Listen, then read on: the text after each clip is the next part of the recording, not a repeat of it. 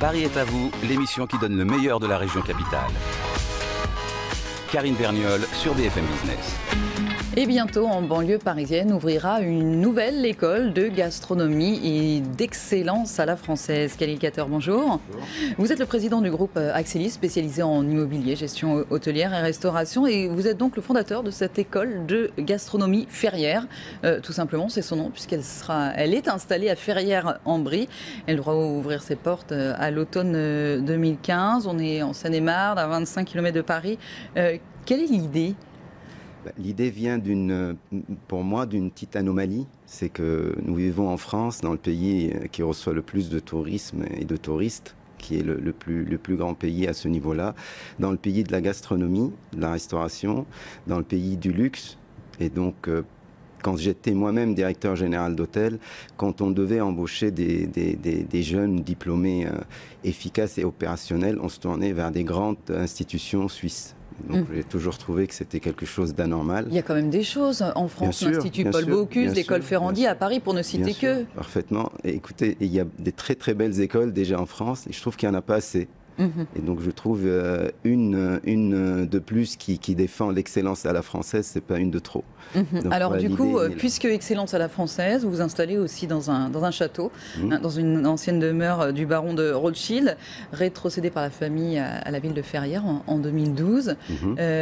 Pour vous, ça allait de soi aussi, si on fait, ou alors c'est l'opportunité qui a créé cette école? Pour une idée comme ça, il fallait un vrai écrin en réalité. Et le château de Ferrières est un endroit magnifique. Et il est magnifique parce que d'abord, il a connu le savoir-vivre à la française à travers toutes les soirées et les événements que la famille de Rothschild a pu organiser dans ce lieu magique. Et donc, quand cette opportunité s'est présentée, je n'ai pas hésité une seconde à présenter ce projet au conseil municipal et surtout à Madame le maire de Ferrières qui a vraiment, dès le début, soutenu ce projet. Alors, dans ce projet, un projet gigantesque, on peut le dire, 130 hectares, c'est bien ça, parce qu'il y a aussi tout le parc. Qu'est-ce qu'on y trouvera ? Alors, autour de l'école Ferrières, il y aura tout un ensemble de lieux d'application pour les étudiants. Donc, il y aura deux restaurants, un restaurant gastronomique, un bar à vin qui se situera dans l'école du vin, qui sera aussi dans les annexes du château.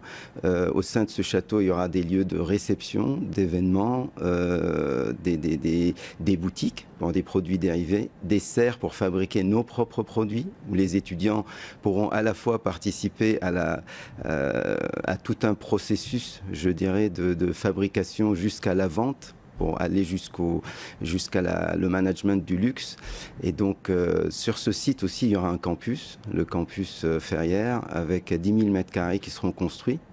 Des installations sportives, 2 résidences pour étudiants. Mais tout ça, ça sera prêt parce que là, on est en plein travaux. Ce sera prêt pour la rentrée ou écoutez, vous allez en tout cas, y aller pas à pas? Le château et l'école du vin seront prêtes. Et puis les autres viendront au fur et à mesure sur 6 ans. Le projet est programmé sur 6 ans de travaux pour atteindre sa vitesse de croisière. L'idée, vous trouviez que la France manquait d'écoles en la matière. Quelle formation va-t-elle délivrer et à qui elle s'adresse ? Donc d'abord, cette école s'adresse à des bacheliers. Donc elle ne se déroule que post-bac. Et elle va pouvoir, je dirais, attribuer des diplômes type bachelor, master et master 2 et MBA par la suite. Donc la première session commencera par le bachelor, évidemment, et petit à petit, le processus se mettra en route pour arriver jusqu'à master 2. 1 millier d'étudiants à terme ? À terme, on espère entre 1000 et 1500 étudiants. Français et internationaux. Voilà, il y a 2 cursus, le cursus francophone et le cursus anglophone. Le cursus francophone est évidemment à 70 à 80% délivré en français, et le cursus anglophone, à l'inverse, il est délivré à 70% en anglais. Qui seront les professeurs ? Alors là, c'est l'affaire de notre nouveau directeur général qui vient d'être nommé, qui s'appelle Sébastien Vivier-Lérimont, et qui est un ancien de l'EDEC, et qui va construire et constituer sa nouvelle équipe pédagogique. Donc évidemment, dans la partie, tout ce qui est onologie et gastronomie et hôtellerie, il n'y aura que des meilleurs ouvriers de France. Et dans la partie, je dirais, matière gestion, il y aura des professeurs qui interviennent déjà dans les grandes écoles. Est-ce que vous formerez aussi des managers? Votre idée, c'est aussi ça? Bien sûr. C'est-à-dire que... Parmi les parrains, on peut d'abord dire qu'elle est le président d'honneur, c'est Jean-Robert Pitt, académicien, spécialiste du paysage de la gastronomie. C'est lui qui est à l'origine du classement du repas gastronomique français au patrimoine de l'UNESCO. Parmi les parrains, vous avez quand même le chef Guy Savoy, le président de Relais Château Philippe Gombert, ou encore Michel Bernardo de la maison Bernardo. Donc on sent que vous êtes soutenu. Comment vous vous sentez accueilli dans ce milieu-là? C'est pas forcément évident parce que le groupe Axelis, même si vous travaillez dans l'hôtellerie, on va y revenir dans un instant, si vous avez vous-même un établissement, vous arrivez un petit peu comme, pardonnez-moi l'expression, mais comme dans un chien dans un jeu de quilles, là. Oui, sauf que je pense qu'il y avait un tel besoin, une telle envie, qu'on est très très bien accueillis. Et à chaque fois qu'on présente ce projet aux uns et aux autres, à des célébrités que vous venez de nommer dans ces domaines, et ils sont très très enthousiastes à l'idée d'accompagner ce projet dès le début. Ceci dit, c'est un projet qui coûte cher. Qui coûte. Donc c'est un bon investissement et surtout, il faut trouver les partenaires financiers qui accompagnent. C'est ça. Alors première chose, donc la formation elle sera payante. Tout à fait. Combien? Elle est à 18 000 € l'année. Avec une fondation évidemment Ferrière qui a été construite à côté de l'école pour permettre à certains de bénéficier d'une subvention aussi pour faire leurs études, et donc qui est en cours de constitution. Et après, le projet au global, c'est quoi? C'est 25 millions d'euros? Entre 25 et 30. Donc déjà, ça augmente 25 et 30 millions d'euros. Qui finance tout ça? Quel est le locataire? Donc le groupe Axelis est le maître d'ouvrage de l'opération, mais soutenu évidemment par des établissements bancaires comme le CICS et surtout BPI France. Et bientôt, j'espère, la Société Générale, c'est en discussion. Vous cherchez d'autres partenaires? Parce que là, on parlait des parrains, non? Pour le moment, financier, non. Parce qu'on pourrait imaginer des marques mécènes, sponsors. Après, oui, en termes, ceux qui vont nous accompagner en termes de partenariat ou en termes au niveau de la fondation, ils seront les bienvenus, bien sûr. Quel est le locataire? Pourquoi vous êtes lancé dans cette histoire-là? Je rappelle un petit peu votre parcours. Vous êtes passé gestionnaire de patrimoine, vous avez été directeur général d'hôtel, vous avez créé votre société Axelis en 95, qui a évolué un petit peu au fil des ans avec plusieurs métiers. On disait immobilier, hôtellerie, restauration. Vous avez ouvert en octobre 2005 le Paxton Resort and Spa à Ferrières-en-Brie, on est toujours au même endroit en Seine-et-Marne. Qu'est-ce qui vous a poussé à se lancer dans cette aventure? Parce qu'on disait c'est un investissement important. Encore une fois, c'est cette anomalie que j'ai toujours constatée dans mes métiers. Parce qu'en tant qu'hôtelier, c'est énorme. De toute façon, sans risque, il n'y a pas de projet non plus. Tout projet comporte un risque. Mais je pense que c'est un risque relativement mesuré au vu des besoins, à mon sens. Parce qu'à chaque fois qu'on rencontre des hôteliers ou des spécialistes dans le domaine, ils vous disent la même difficulté qu'ils ont à embaucher, à recruter des gens opérationnels et performants, malgré tout le chômage que nous avons dans le pays. Donc, on a vraiment besoin d'une école qui a une renommée assez importante et très vite. Qu'est-ce que ça va vous apporter?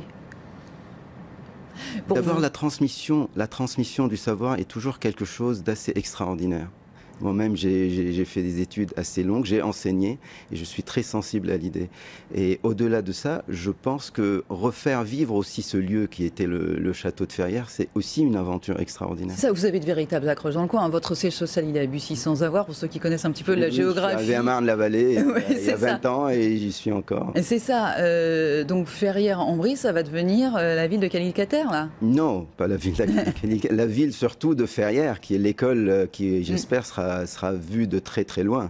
Et qu'est-ce que ça va vous amener pour votre groupe? On disait Axelis, c'est donc créé en 95, c'est quand même près de 1700 salariés, 65 millions d'euros de chiffre d'affaires. Donc aujourd'hui, Axelis est en projet d'ouverture de beaucoup d'autres hôtels, soit en Europe, soit en France. Donc vraiment réorientation vers les établissements hôteliers. Et je pense que le fait d'avoir aussi une école avec des étudiants qui puissent aussi participer à l'œuvre et être à la fois soit stagiaires, soit futurs employés chez nous, c'est peut-être aussi un enjeu important. Donc on est d'accord, ils ne vont pas tous partir chez vous. Non, heureusement pour eux et malheureusement pour nous. Et vous voulez construire un groupe hôtelier aujourd'hui alors? Vous abandonnez vos autres activités ou vous restez sur trois pattes? On développe parallèlement les trois pôles essentiels qu'on a, c'est-à-dire le multiservice, l'immobilier, souvent autour de l'hôtellerie et l'hôtellerie-restauration. Et quel genre de groupe hôtelier vous voulez créer? Vous savez, nous, on a l'hôtel Paxton est un hôtel 4 étoiles que je qualifierais d'abordable.